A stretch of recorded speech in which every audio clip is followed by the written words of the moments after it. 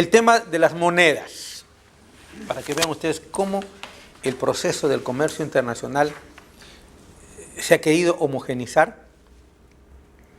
Esta norma, que es de los años 90, era cuando existían monedas distintas. Hoy día la única moneda que rige el mercado mundial es el dólar. Cuando había conversión de monedas, ustedes pueden comparar entre la moneda nacional, el franco, el yen, etc. Razón por la cual la China demoró muchísimo tiempo en entrar a la OMC. Porque ellos ganaban por la variabilidad de las monedas. Miren, el factor moneda, el factor monetario es uno de los factores que impulsan las exportaciones.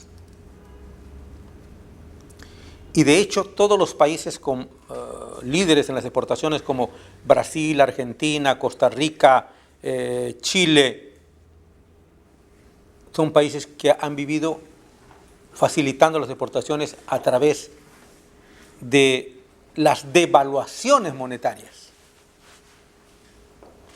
Cuando tú tienes una paridad cambiaria, tu sector exportador se debilita, porque te van a ingresar los mismos dólares. Pero cuando tú creas mecanismos de devaluación, te ingresa más moneda nacional. Y como los servicios locales y la mano de obra la pagas en moneda nacional, vas a recibir más soles por los mismos dólares. Esto hace atractivo al exportador, porque el exportador paga todo, agua, luz, teléfono, mano de obra, con soles, y exporta en dólares. Al devaluar, recibe más soles que cada vez, y esto le es más conveniente.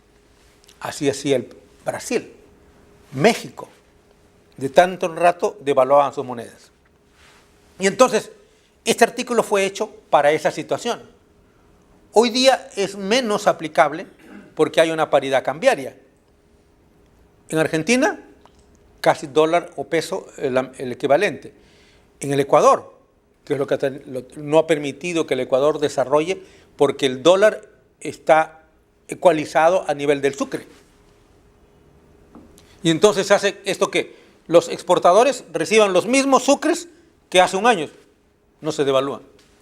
Entonces fue prevista en esa circunstancia que había convertibilidad de moneda. Dice, según cómo se determina se hace la conversión, según el tipo de cambio en la fecha de venta. Y aquí entramos al tema de los contratos de comercio internacional. Entonces la Comisión de Dumping tiene que entrar a analizar cuál fue la fecha de venta del contrato. Pregunto, en un contrato de comercio internacional como lo que hemos analizado, ¿cuál es la fecha del contrato? Varias instancias o varios momentos. La fecha de suscripción, la fecha de la orden de compra, la fecha de la guía de remisión, la fecha de exportación. ¿Cuál es el valor? Fíjense, qué importante es tener una formación en la Comisión de Dumping entre los instrumentos de la Convención, la transmisión del riesgo de los incoterms y los contratos de compraventa. Porque si yo digo que para poder calcular la moneda, lo que importa es la fecha del contrato, la pregunta es, recordando los temas de compraventa internacional, ¿cuál es la fecha del contrato? El momento que lo suscribí, hombre, pero si no, los contratos no se suscriben como los contratos de arrendamiento. ¿Cuál es la fecha? ¿El momento de la orden de compra? ¿En el momento del pedido? ¿En el momento del envío? ¿O en el momento efectivamente que dijimos estamos celebrando un contrato? Hay diferentes fechas.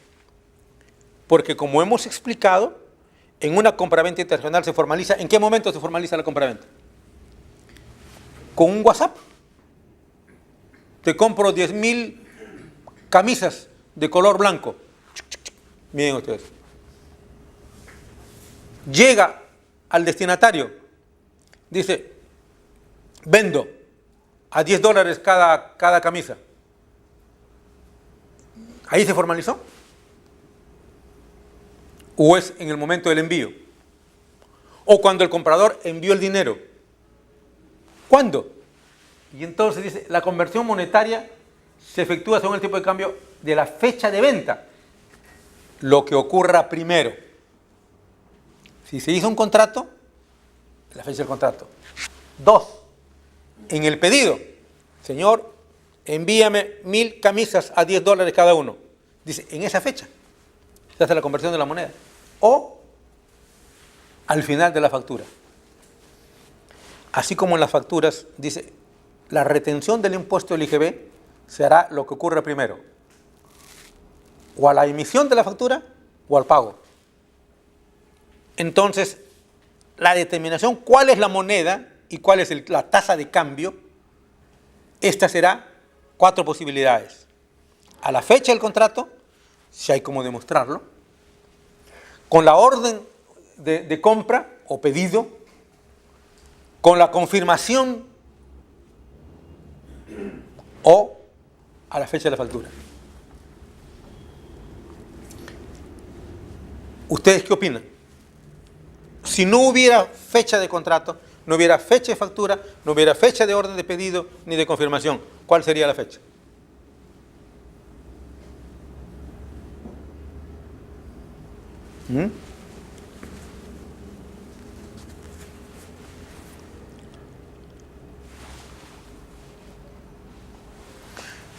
Yo les doy la respuesta. La que sea más fácil de precisar su fecha.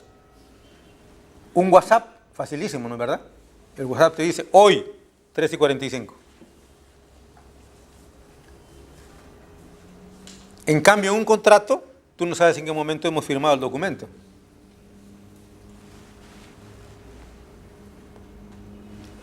Y aquí viene el otro tema. ¿Cuándo se formaliza un contrato de compraventa internacional?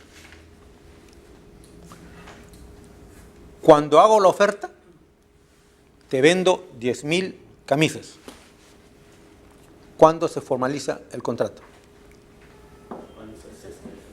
¿Perdón?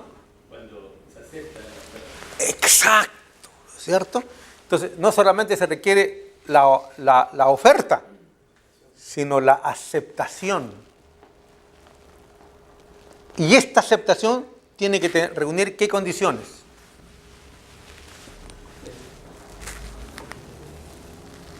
Ojo, porque si no también tú aceptas, pero no se ha formalizado la compraventa.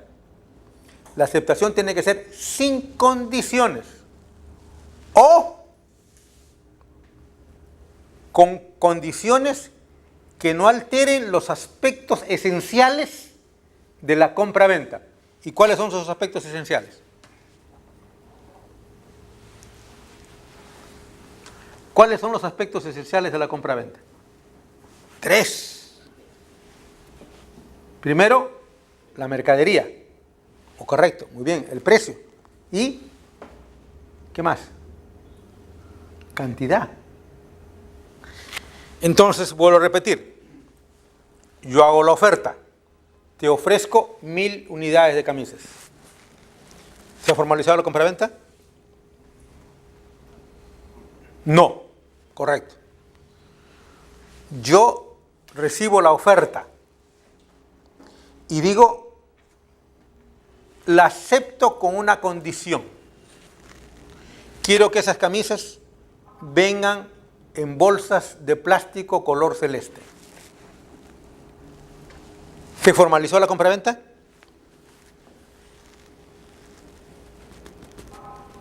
A ver. Sí, aceptación. ¿Perdón? La aceptación de la otra parte. No, yo he recibido la oferta de 10.000 unidades de camisas y les digo, sí, la acepto, pero con una condición. Quiero que las camisas vengan en bolsas de plástico celeste. ¿Se formalizó la compraventa o no? Sí. Sí, porque no es una modificación esencial. Los elementos esenciales son precio, cosa y cantidad. Si le pongo ese elemento que no es esencial, se formalizó completamente. Entonces, ¿cuál es la fecha? ¿La fecha de la oferta? ¿La fecha de la recepción de la oferta?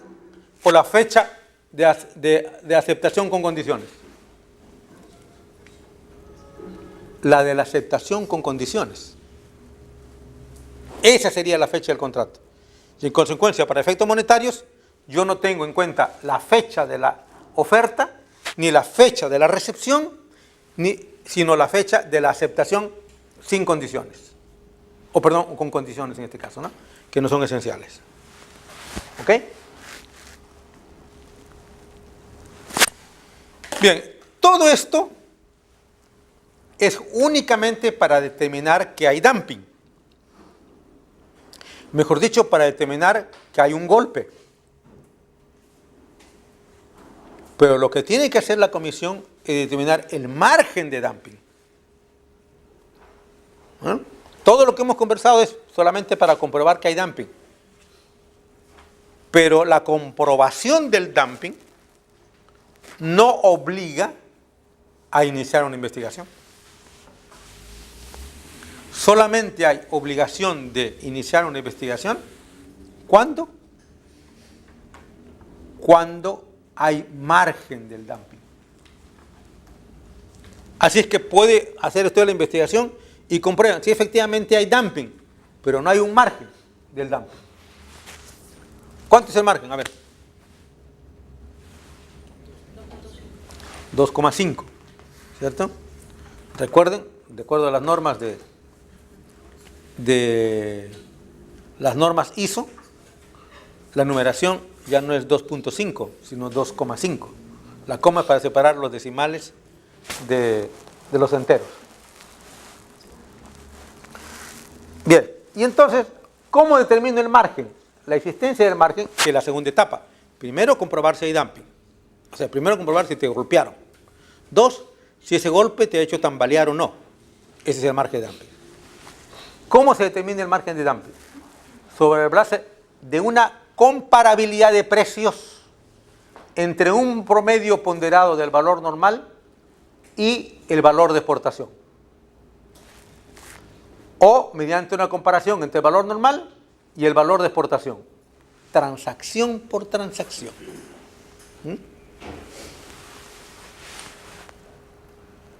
Un valor normal establecido sobre la base del promedio ponderado podrá compararse con los precios de transacciones individuales si se constata una pauta de precios de exportación significativamente diferentes. Entonces, el margen de dumping es cuando existe esa diferencia entre el valor normal y el valor de exportación. Aquí creo que debe haber un gráfico. Ok. ¿Qué es el precio comparable? Ya lo hemos visto.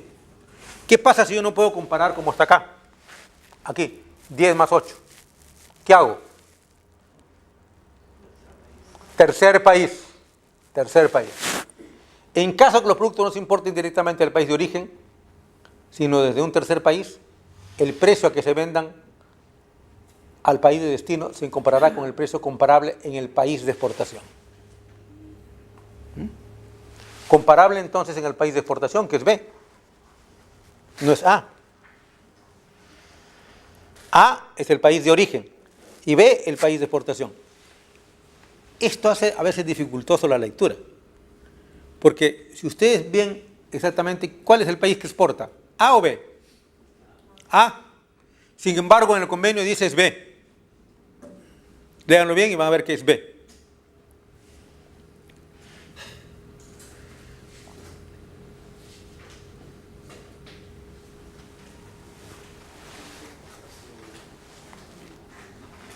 Con el precio comparable en el país de exportación.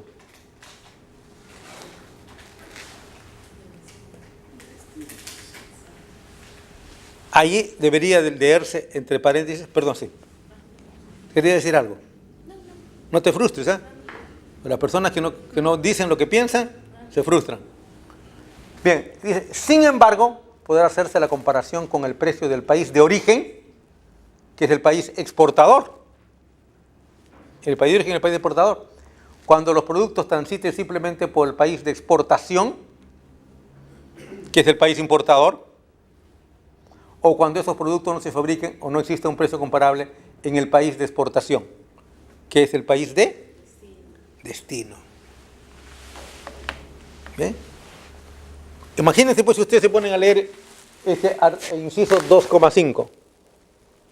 Se van a quedar frustrados. Tienen que leer lo que exportación, cuando dice exportación, es país de destino. O país importador. Y no país de exportación.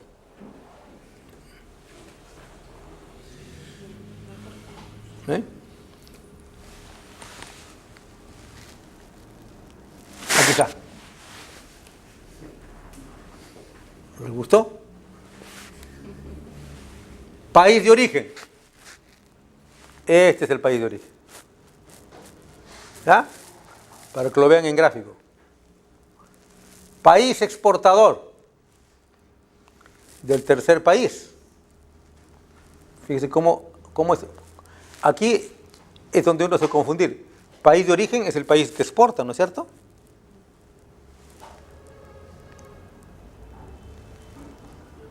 Y al final está el país de importación. Entonces aquí hay un tercer país. Precios comparables. Vamos a ver. El gráfico explica todo lo que está ahí. Primero el país de origen, que debe leerse como país de... ¿País qué? De exportación. Ese país, para comparar los precios, se compara directamente con el país de importación, que es el país de destino. ¿Y qué es el precio? ¿Cómo se llama este precio cuando llega acá? ¿O valor qué? De exportación. Se compara entre estos dos, entre este y este. Pero si no es posible esa comparación, entonces nos vamos a un tercer país. ¿No? Nos vamos a un tercer país. Precios comparables. Si no hay precio comparable, esta es lo que determina. Y finalmente este artículo 2 termina con la figura del like product. ¿Qué es el like product? Fíjense que el convenio antidumping habla exactamente de like product, ni siquiera habla de producto similar. Dice, es un producto que sea semejante, es decir, igual en todos los aspectos al producto que se trate. O cuando no exista ese producto, otro que aunque no sea igual en todos los aspectos, tenga características muy parecidas. ¿Qué es lo que determina la similitud? Siguientes elementos. 1. La misma función. Esta mesa es comparable con otra mesa de otro color y de otro material. Tiene la misma función, sirve como mesa. 2. Es similar, tiene la misma función, sino que también es similar cuando tiene el mismo material.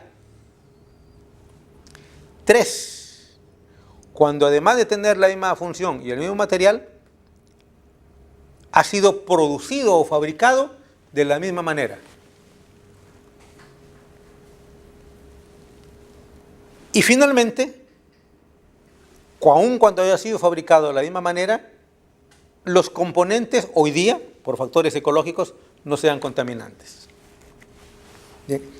Este concepto del like product ha ido creciendo cada vez más. Antes era que tenga la misma función, hoy día no.